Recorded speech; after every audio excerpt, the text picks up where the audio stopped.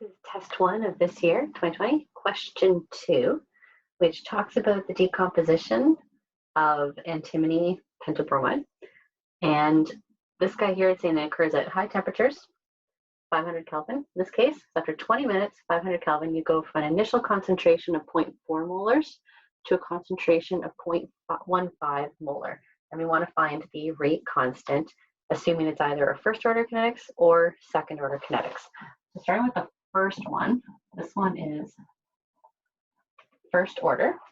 Remember your first order rate law, this equation right here. So if we want to solve for K then, let's break this down. We have ln A equals ln A naught minus KT. So our equation for T in this case, or for K, sorry, we have ln A naught minus ln A over T. So if you input all the values in this case, keeping all the units consistent, you have molar, and this is in minutes, you're going to end up with a value of 0.049 minutes to the minus 1. Now, if you do this instead, assuming that it's a second order reaction, you have to now recall your second order rate law equation, or integrated rate law equation. So we have 1 over A equals 1 over A naught plus KT in this case, so 1. So you would rearrange this, solve for K, 1 over T, 1 over A, it's 1 over A naught. As long as you, again, keep consistent with your values here. These are in molarity, and this is in minutes.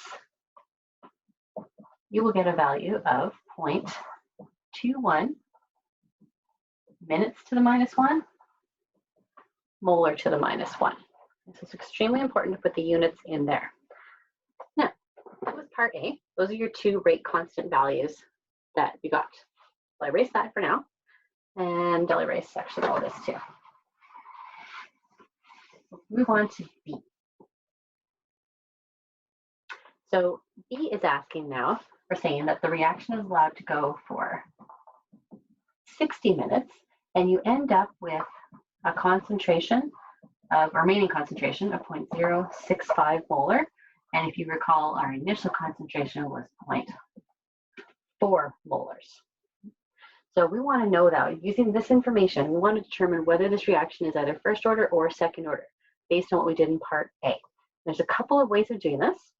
Either you can use this information here and solve for K again, first order, second order, and see which one actually fits. Or you can use those values that you got in A for the rate constants and try and calculate out, or sorry, that you got for K, for the rate constants in K, in part A, and try and figure out what A should be and see how close those values are there. So either way you do it is completely fine. If you're to assume first order, okay, and you want to solve for K, so we already kind of broke this down.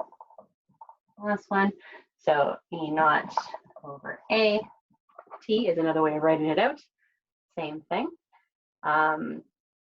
Working it out this way with these values, you're going to get a number of 0.03 minutes to the minus 1. And if you remember in part A, your number was 0.049. So they're not that close. If you do the same thing now, or actually let's do the other one where we actually solve for A instead. If you're going to solve for A using your rate constant from the first one, because you could have done this other way, that's why I want to put both of them in here. Okay, so this is using rate constant from part A, and the data that you're getting here, you would have gotten a value of 0.021 molar, which is also far off from what we should actually have. Now, if we redo all of this, assuming second order, our equation for K using the second order law is this. So now with the new information that we have, new A and new time, you will get a K value of 0.21 minutes to the minus 1 molar to the -1. So that actually is right on with what we calculated in part B, or part A. The same as it. If you had tried to solve instead for A, now remember your equation is 1 over A equals 1 over A naught plus KT. If you rearrange this guy and solve for A, you end up solving for 0.066 molar, which is also the same as what the question is giving you. So this reaction is second order. Now part C now goes into Arrhenius law. Gives you quite a lot of information in there. They're telling you that they run the reaction now at a different temperature. So T2 equals 415 Kelvin, and they're running it for 20 minutes. And they get a value of A after this fact of 0.350 molar. And the rate constant that they end up with, so I'll call this K2 because this is at our second temperature, is 0.0179 units -1, molar -1, also giving away the fact that this reaction is second order. And we also know from the first part of this question that we have our first temperature was 500 Kelvin, and we know now what our first rate constant was supposed to be, which is 0.21 -1 and molar -1. So you want to find out of this one, they want to know activation energy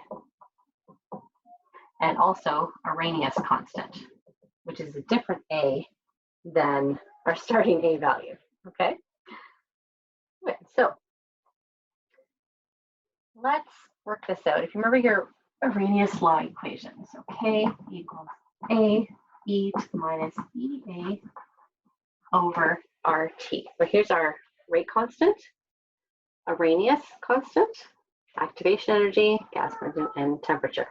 So when you change these guys here, you end up, by changing these guys are staying constant. So Arrhenius is a constant. It doesn't change, doesn't matter what the temperature is. It's a constant for that particular reaction. Now, we can compare to, in order to solve for EA, we can pull this guy out of here. If you remember this equation, I'm not going to go through the whole derivation or how we break it all down here. You can go ahead and try that yourself. Look in your notes to see what we've done. But we came up with this equation right here. So you can compare to and solve for EA if you need to, if you have all that other information. So using this equation right here and all the data are given, EA is a value of 50 kilojoules per mole. Now you can also get this. Cool. We break that down up there. That's ln K equals ln A minus EA over RT. If you had a lot of data, the best thing to do is take a plot of this. Ln K versus 1 over T. You can have a slope, and that slope is going to be equal to minus EA over R. So that's the best way to try and find EA, as opposed to just taking 2 data points. That's what this says right here. The last thing you have to find on there is A. You're using this equation right here, but solving for A, because you know everything else in there, and you should get a value of 3.51 times 10 to the 4. That should have the same units as our K value.